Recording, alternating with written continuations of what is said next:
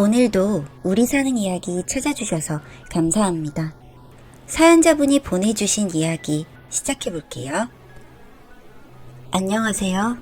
인생의 절망까지 갔다고 생각해 세상을 등지고 싶었지만 살다 보니 저에게 또 행운이란 게 찾아오더라고요. 그 이야기를 해보고 싶어 사연을 보냅니다. 저는 어릴 적 부모님이 이혼을 하셨습니다. 엄마의 소식은 전혀 듣지 못했고 아빠는 이혼 후에 바로 다른 분과 재혼을 하셨다고 들었습니다. 중간에서 저는 천덕꾸러기 신세가 되어서 친할머니 손에서 자랐습니다. 하지만 연세 많은 친할머니도 저를 돌보기는 힘드셨는지 저는 항상 구박 속에 컸어요. 저를 구박하시면서 하는 할머니 말씀이 아직도 기억이 납니다. 꼴도 보기 싫은 지혜미만 어쩜 그리 쏙 빼닮았냐 그래? 너 보면 아주 그년이 생각나서 참 싫다 싫어 라고요. 저는 그래서 엄마가 믿고 싫었습니다. 엄마는 뭘 그리 잘못했길래 이렇게 할머니의 미움을 사서 이렇게 버리고 간 나까지 힘들게 만들었을까 하는 생각에 미움만 커져가더군요. 할머니는 동네에서도 괄괄하신 분으로 소문이 나셨습니다. 저에게도 저렇게 거친 말을 하셨듯 주변 사람들에게도 그러신 편이었죠. 어느 누구도 할머니를 좋아하는 사람은 없었습니다. 동네 사람들이 수근수근 대는 소리를 어쩌다 들은 적이 있는데 아이고 저렇게 더러운 성격이니 며느리도 모자라 지 배 아파 낳은 자식마저도 할매를 모른 척할까. 저 손녀만 불쌍하지 불쌍해. 정말 상조하기 싫은 인간이라니까 라고요. 네, 그렇게 저도 버림을 받았지만 저희 할머니도 자식들에게 맞아 버림을 받은 상태였던 거더라고요. 그렇게 저는 힘들게 살았습니다. 그러다 제가 고등학생 때쯤 할머니가 돌아가셨어요. 이런 말은 좀 그렇지만 안 계신 게 더 낫다 생각했습니다. 어차피 어렵고 힘든 거 똑같은데 맨날 들어야 했던 할머니의 폭언과 푸념은 정말 견디기 힘들었거든요. 성인이 되어서부터는 알바를 시작했습니다. 패스트푸드점에서 시간제 알바도 했고 아침에 한 우유 배달도 했습니다. 하루를 정말 쪼개서 살았어요. 어차피 대학에 갈 형편도 아니었으니 열심히 일해서 돈을 모으기로 했습니다. 그러던 중에 패스트푸드점에서 알바를 하는데 남자 손님들이 저를 찾아오기 시작했습니다. 인근에 대학교가 하나 있었는데 거기에 제가 얼짱이라고 소문이 났다면서 제 얼굴을 보려고 찾아온 거였어요. 참 웃기다는 생각이 들었지만 그 덕에 저는 시간당 알바비를 조금 더 받을 수 있었습니다. 다른 알바생들에게는 비밀로 하고요. 그렇게 장난식으로 걸어오는 남자들의 구애도 많이 받았습니다. 다 거절했죠. 제 주제에 무슨 연애입니까? 입에 풀칠하기도 힘든데 말이죠. 그런데 그 패스트푸드점 앞에서 외제차 한 대가 들어서는 겁니다. 저만 몰랐지 유명하다고 하더라고요. 그 지역에서 꽤나 잘 사는 집 아들내미라고 하더군요. 그 남자가 저에게 작업을 걸기 시작했습니다. 제 환심을 사려고 이것저것 사왔고 고가의 선물도 서슴없이 하더라고요. 속으로 생각했습니다. 그래, 이왕에 연애를 할 거라면 넉넉한 남자랑 하는 게 낫겠다고요. 선물 같아 보이시겠지만 저에게 그만큼 지겨운 가난이었습니다. 그리고 결혼할 게 아니고 연애할 건데 뭐 큰 문제가 있나 싶었어요. 남자친구는 그 지역에서 아주 유명한 빵집의 아들이었습니다. 지역뿐만 아니라 타지방에서까지도 이 빵을 사 먹기에 줄을 설 정도였으니 정말 많이 벌었겠죠. 저도 그 가게에 갔을 때 길게 줄은 선 사람들을 보고 꽤 놀랐으니까요. 그렇게 어릴 때부터 부유하게 자라온 남자는 씀씀이도 다르고 그렇더라고요. 몸에 밴 매너도 좋은 편이었죠. 그런데 문제가 생겼습니다. 제가 임신을 하게 된 거예요. 그렇게도 조심을 했는데 이런 일이 일어났고 남자에게 고백을 했죠. 임신했는데 같이 병원 가고 싶다고요. 보호자만 되어달라고요. 그런데 이 남자가 저에게 덜컥 프로포즈를 해오는 겁니다. 그 아이를 낳아서 자기와 같이 키우자고요. 우리 결혼하자고요. 말이 안 되는 이야기라고 생각했지만 그 남자의 든든한 그 한마디에 마음이 녹아 그러자고 했습니다. 그렇게 인사를 드리러 갔죠. 물론 저희들은 밀가루 한 포대를 얻어맞고만 나왔습니다. 반대의 이유는 뻔하죠 뭐. 애미애비가 누군지도 모르는 애를 며느리로 들일 순 없다는 거였죠. 임신까지 해왔으니 더욱더 정떨어지다는 듯 말하더군요. 못 배워서 그런가 평범한 아가씨들은 안 하는 짓까지 해서 왔다고요. 온갖 모멸감이 드는 이야기를 다 들었던 것 같습니다. 그냥 시댁에서 저의 존재는 지렁이보다도 못한 존재였죠. 하지만 뱃속에서 크는 아이와 제 손을 꼭 잡고 믿음직스러운 눈빛을 보내는 남편을 믿고 그렇게 밀어붙였고 자식 이기는 부모 없다면서 그렇게 허락하셨습니다. 그리고 그 이후 저의 고난은 시작이 되었죠. 저는 그 집에 일꾼으로 들어갔으니까요. 남편은 빵집 카운터에서 결제를 할 때 저는 빵을 만들 때 필요한 물품들을 정리하고 나르는 일을 했습니다.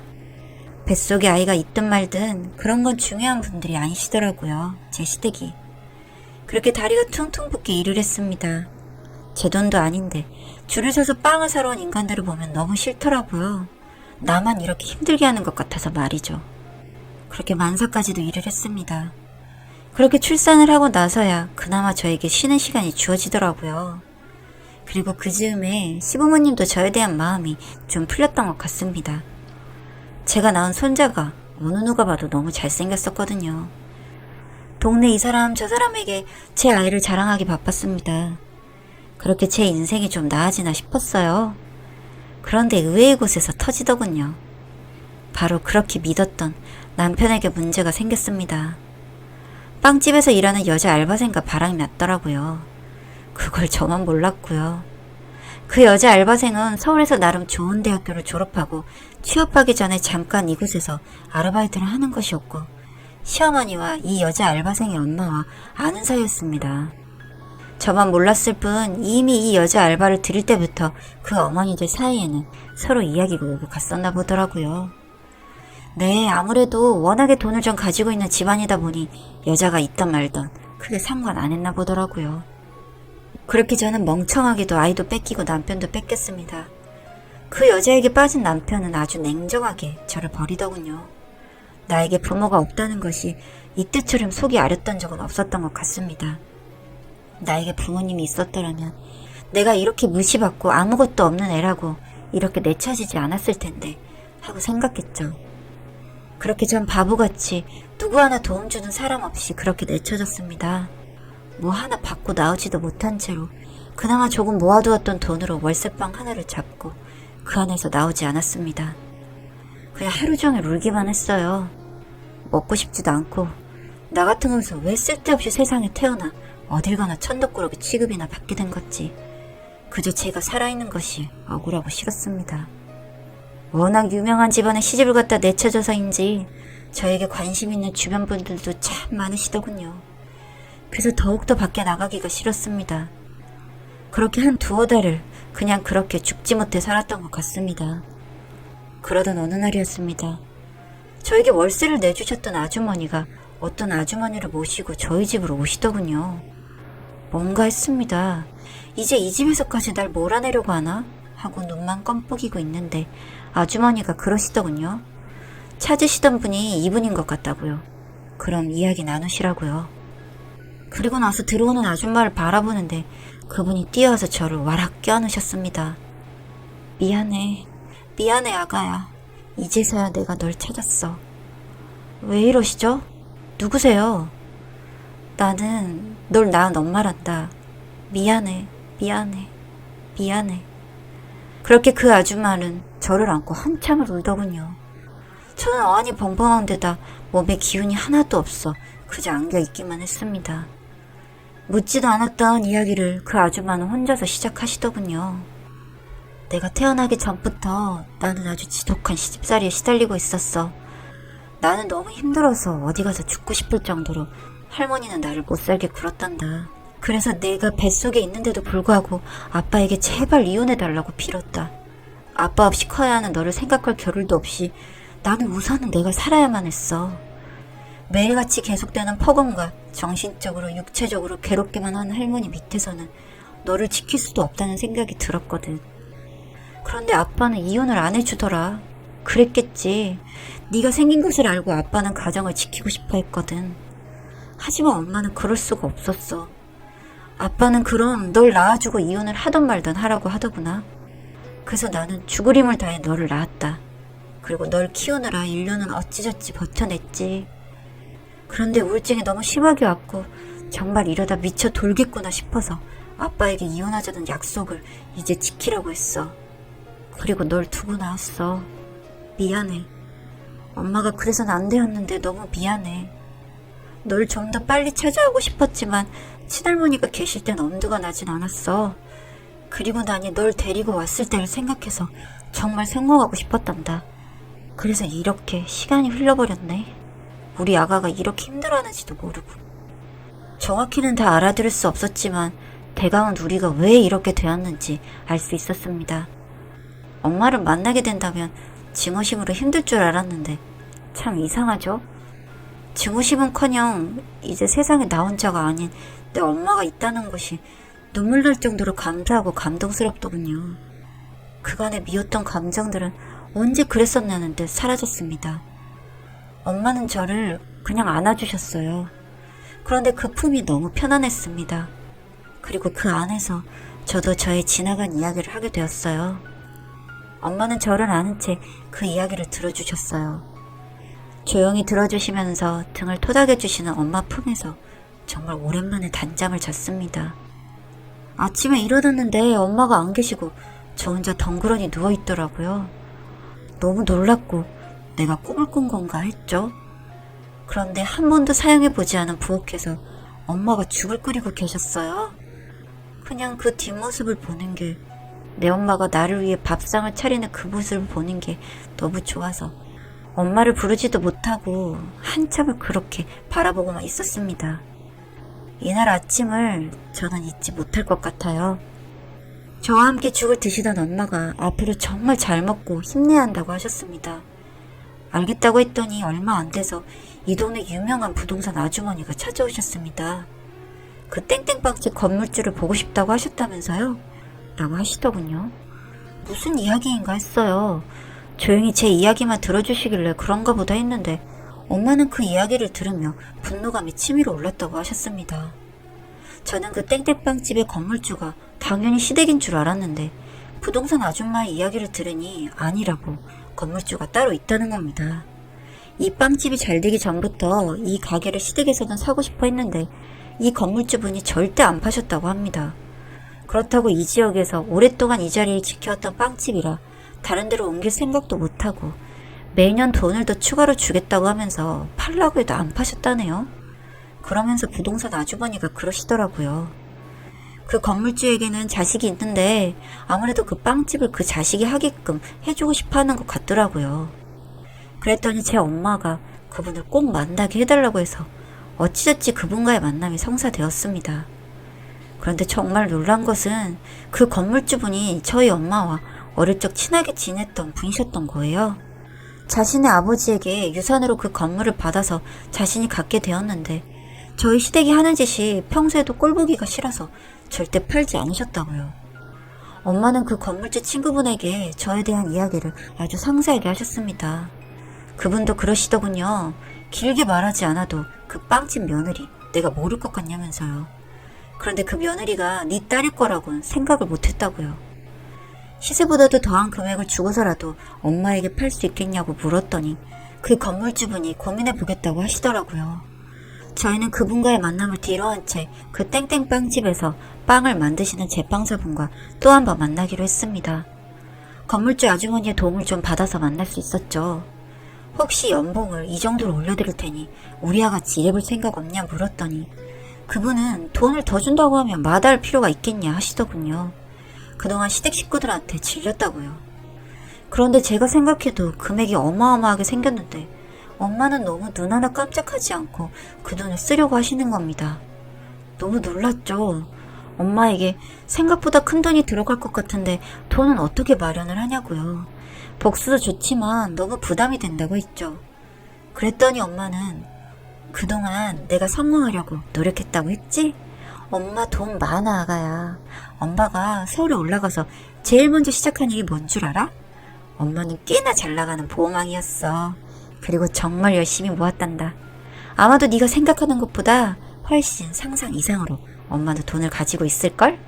하며 웃어 보이시더군요. 전 그 말에 행복하기보다는 마음이 아렸습니다. 엄마도 그렇게 성공하기 위해 얼마나 고생을 했을까 하는 생각이 들어서였죠. 제가 세상 살다 보니 어떤 돈도 그저 벌어지는 건 없다는 걸 알았거든요. 그리고 하나하나 저희의 계획대로 되어갔습니다. 건물주 아주머니가 비싼 값이라도 저희에게 건물을 넘기겠다고 하신 거죠.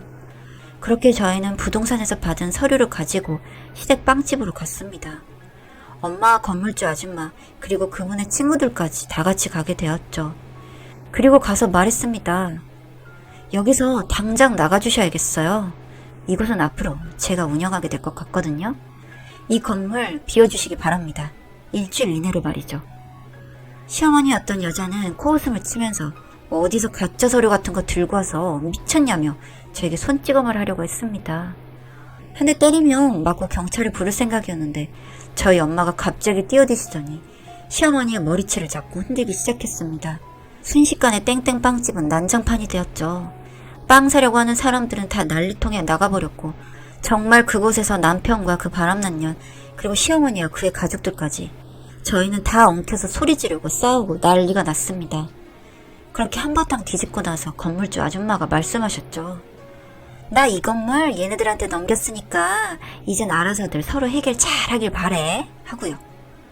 그러자 시어머니가 악다구니를 쓰면서 그렇게 팔라고 몇십 년을 말했는데도 안 팔더니 이제 와서 정말 미쳤냐? 내가 그걸 인정할 것 같아? 라고요. 인정 못하면 또 어쩔 건가요?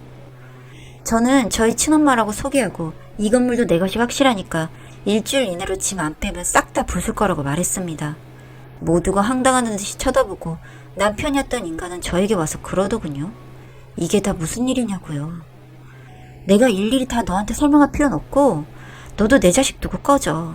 내 자식 또 넘보면 너도 가만히 안 놔둘 거야. 그리고 니들 둘이 뭐라고 살던 난 이제 상관없으니 영영 내 앞에서 사라져. 라고요. 그랬더니 시어머니가 또 한 번 발악을 하시더군요. 뭣도 없던 거지 같은 게 내 아들한테 어디 큰 소리냐고요. 그래서 안 그래도 열받아 있던 차에 대꾸 없이 그냥 빵 만들기 위해 쌓아둔 계란을 하나씩 하나씩 시어머니 머리에 쳐서 깨트렸습니다. 하나씩 하나씩 또 하나 깨고 나면 다음 것 또 하나. 그동안에 쌓였던 것이 다 풀리진 않았지만 그냥 내 뒤에 엄마라는 백이 있고 이렇게 내가 하고 싶은 걸 할 수 있다는 것에 해소가 되더군요. 그리고 일주일 뒤에도 버티고 있던 시댁 인간들을 후련하게 다 밀어내버렸습니다. 그렇게 소강 상태를 좀 맞이하게 되었죠. 한 달 뒤쯤 시간을 보내고 났더니 바로 근처에 내가 땡땡빵집이라고 간판을 내걸고 장사를 또 시작하더라고요. 네, 돈맛을 그리 봤는데 그걸 포기할 순 없었겠죠. 저 엄마도 그걸 생각 안 했던 것은 아니니까요. 그래서 저희도 장사를 시작했습니다. 땡땡빵집 자리에서 빵을 팔기 시작했죠. 땡땡빵집의 상호까지도 저희가 샀거든요. 이런 걸 뺏길 줄 몰랐던 그 사람들은 그대로 다 당하고만 있더군요. 유사한 이름으로 바꿨지만 관광객이나 이 빵을 먹으러 온 사람들은 저희 빵집이 당연히 원조라고 생각을 하며 이쪽으로 사람이 몰렸습니다. 그리고 원조라면 원조일 수 있죠. 그쪽 제빵사분이 저희 쪽으로 오셔서 빵을 만들었으니까요. 그렇게 이제 1년 정도가 흘렀네요. 참 제 인생도 파란만장했지 않나요? 아, 시댁 식구들은 어떻게 됐냐고요? 그렇게 비슷한 빵집으로 본인들이 원조라고 저희 빵집 옆에서 외치고 외쳐도 손님들이 이쪽으로 오고 오히려 본인들이 따라 맞는 빵집으로 되어버리다 보니 화병이 나신 것 같더라고요. 당연히 빵집은 점점 망해가고 있었고요. 그렇게 지금은 여전히 저희 빵집은 장사가 잘 되고 있으며 시댁 내 빵집 자리에는 다른 보세 옷가게가 들어섰습니다. 그리고 저와 엄마 그리고 제 아들은 셋이서 행복하게 잘 지내고 있고요. 세상이 끝났다고 생각할 때 저를 찾아와준 엄마, 절 잊지 않고 절 데려가기 위해 평생을 혼자서 돈 벌기 위해 온 힘을 쏟았던 엄마. 저도 자식을 키워보니 알 것 같습니다. 엄마는 어쩔 수 없다고요. 엄마라면 자식을 절대 잊을 수 없다고요. 저도 제 자식에게 힘이 되는 엄마, 세상을 살아가고 싶게 만드는 엄마가 되기 위해 열심히 노력하려고 합니다. 물론 내 엄마에게도 효도를 다하려고요. 이름만 적으면 다 알게 될 빵집이라 조금 두근거리긴 합니다만 제 이야기를 하고 싶었습니다. 여기까지 읽어주셔서 감사합니다.